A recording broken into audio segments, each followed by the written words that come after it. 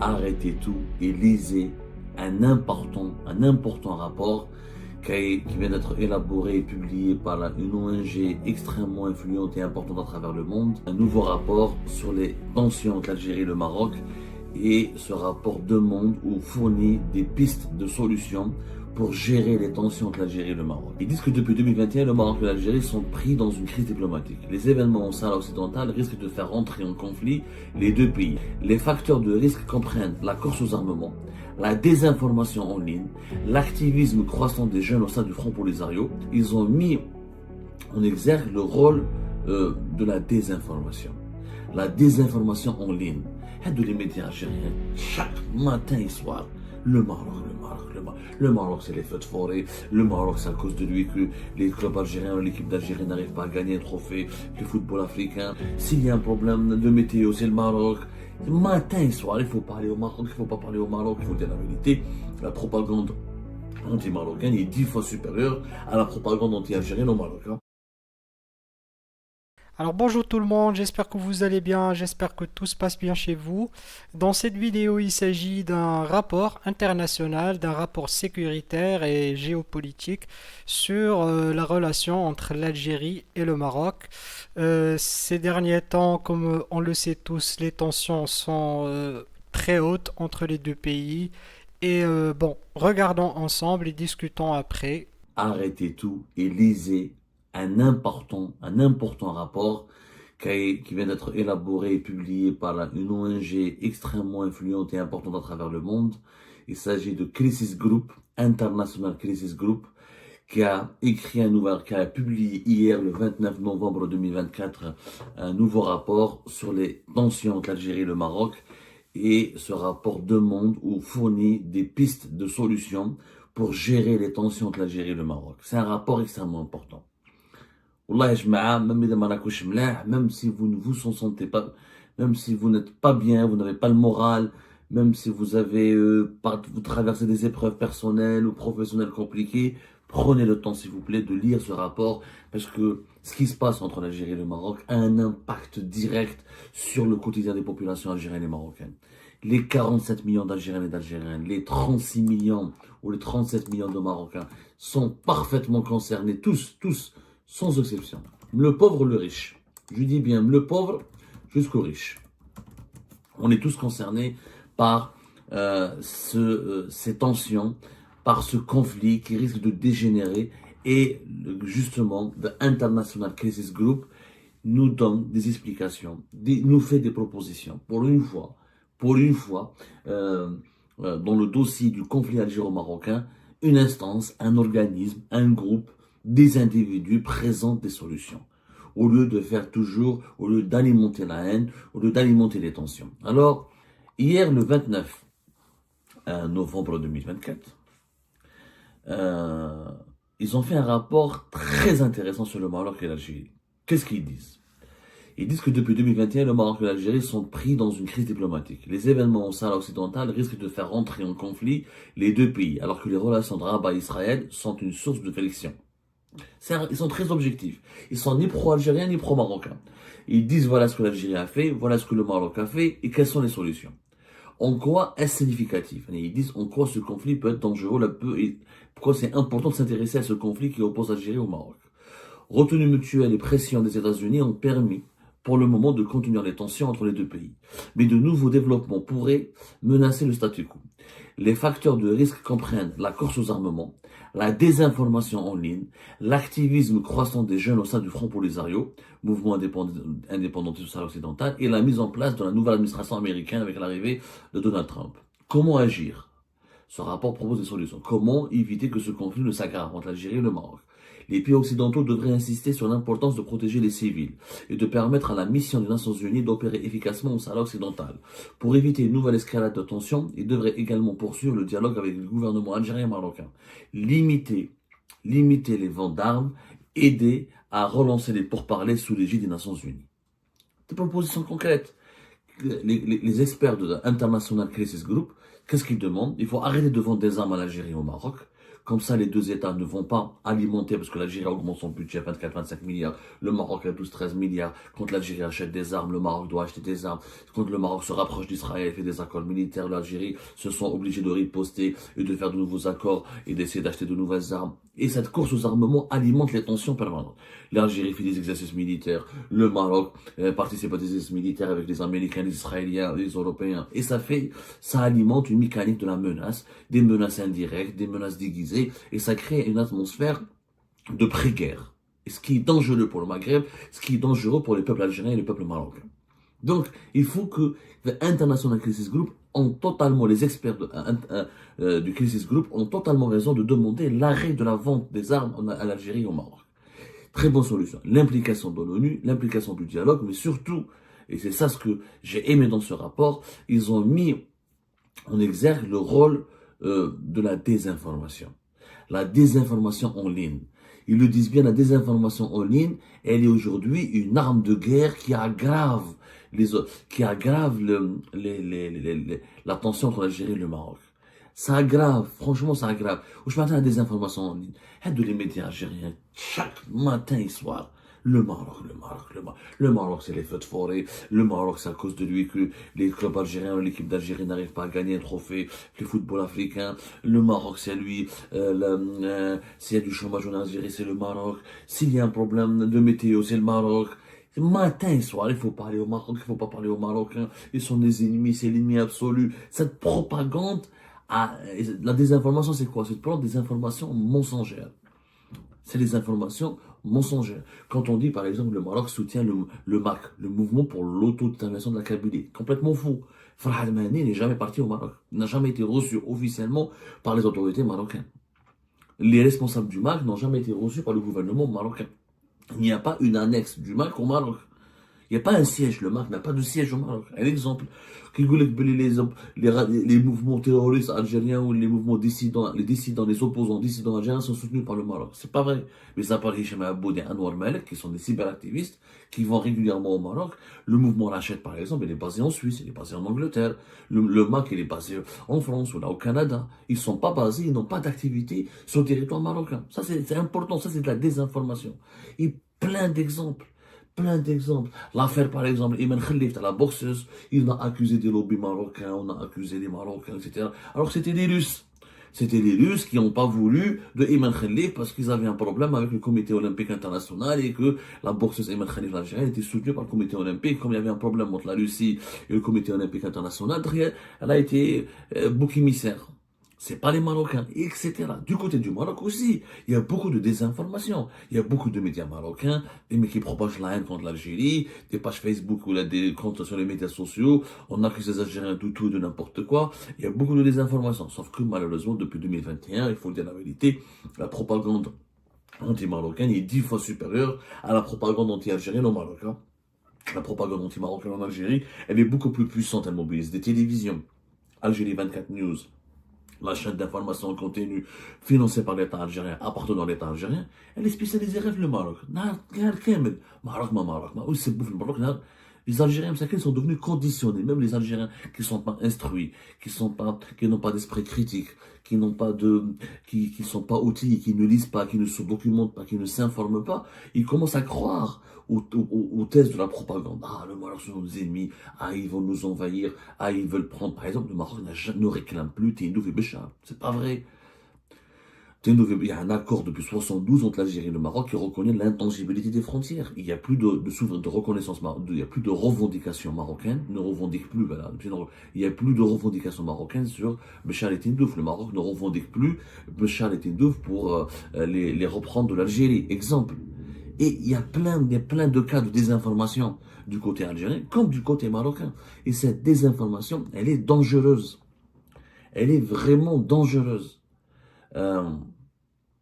Par exemple, ce que dit dans ce rapport, le statu quo actuel, c'est-à-dire il y a un statu quo précaire, pour le moment, voilà ce que dit le rapport, grâce à une retenue mutuelle, c'est-à-dire les deux pays, le Maroc et l'Algérie savent, ils ne veulent pas transgresser une certaine ligne rouge pour éviter la guerre, et avec l'aide des États-Unis d'Amérique, effectivement, The International Crisis Group, ils ont totalement raison, durant l'année 2023, durant une bonne partie de l'année 2024, les États-Unis d'Amérique ont joué un rôle important pour éviter un conflit entre l'Algérie et le Maroc et pour faire le dialogue entre l'intermédiaire entre les deux pays, pour essayer de ramener les dirigeants des deux pays à la raison et pour imposer une paix où il y a un pacte de non-agression. Il faut le dire, on en a parlé souvent. Algérie, notamment en décembre 2023, il y a eu un émissaire américain important qui est venu, qui a fait des propositions concrètes à l'Algérie et au Maroc. Donc, le rôle des États-Unis d'Amérique, ils sont parvenus à éviter un affrontement. L'Algérie et le Maroc sont parvenus à éviter un affrontement militaire. Mais le danger demeure. Au Sahara occidental, à force de tâtonnement, les deux parties semblent s'être accordées sur certaines règles de jeu, liées à certains égards à leurs obligations en matière de droit international, visant à protéger les civils et à préserver le rôle de la mission de l'ONU sur le terrain. Mais ce statu quo précaire pourrait être menacé par plusieurs facteurs de risque, notamment les appels lancés par les activistes du Front Polisario en faveur d'une action plus agressive contre le Maroc, la course aux armements entre l'Algérie et Rabat, entre Alger et Rabat, les effets de la rhétorique en ligne, et la possible perturbation de l'équilibre diplomatique mis en place sous Joe Biden par la nouvelle administration Donald Trump. C'est ça. Il y a un nouveau contexte international aujourd'hui. Les États-Unis d'Amérique sont en pleine transition politique. Les gouvernements européens pourraient être amenés à jouer un rôle de premier plan dans la gestion des tensions entre les deux pays voisins. Ces gouvernements, aux côtés de d'autres acteurs extérieurs intéressés, devraient encourager les parties concernées à considérer les nouvelles règles du jeu comme sacro-saintes, pousser les fournisseurs d'armes à limiter leur livraison à Rabat et à Alger afin de contenir le risque de déstabilisation lié à la course aux armements, afin de relancer les négociations sur le Sahara occidental sous l'égide de l'ONU, inciter les plateformes de réseaux sociaux à contrôler et à réduire la désinformation et à la rhétorique incendiaire. Complètement raison. Arrêtez de vendre des armes à l'Algérie et le Maroc et que les plateformes Facebook, TikTok, Instagram, Twitter, etc., ils doivent vraiment lutter contre les contenus qui appellent à la guerre entre l'Algérie et le Maroc, qui propagent des messages de haine entre l'Algérie et le Maroc, qui sèment la haine entre les deux pays, qui font de la désinformation.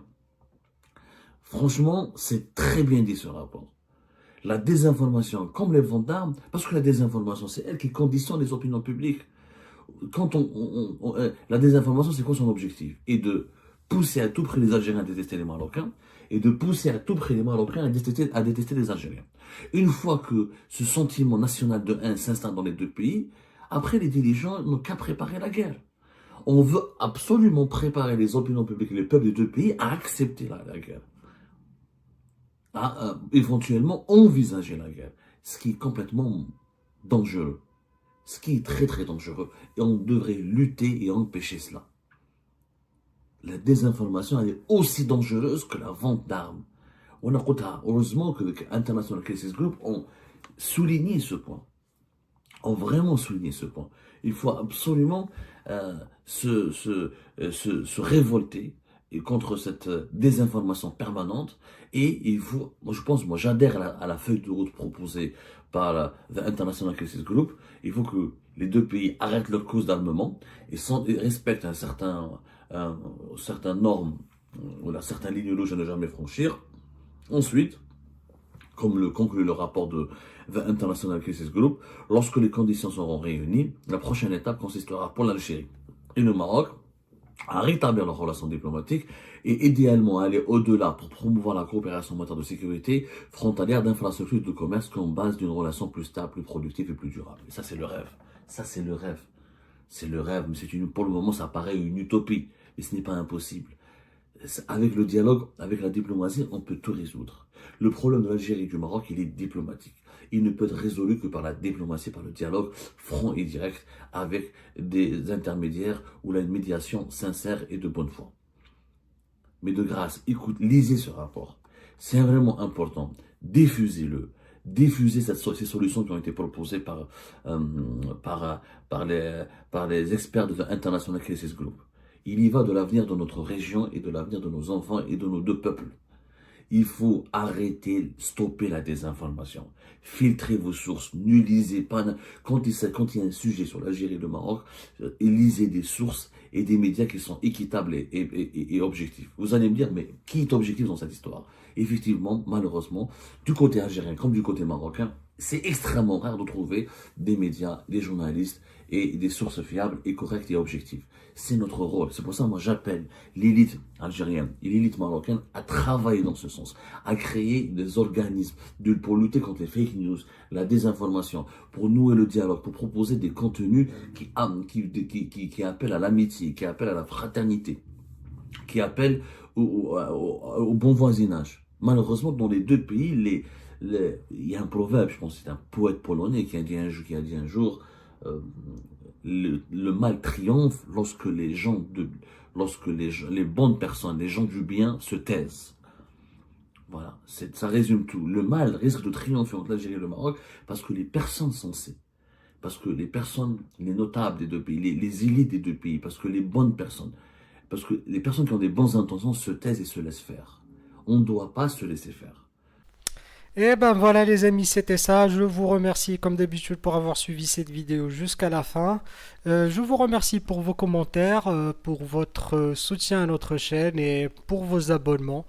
Euh, Sincèrement, ce sujet est toujours d'actualité quand il s'agit de parler des relations entre l'Algérie et le Maroc.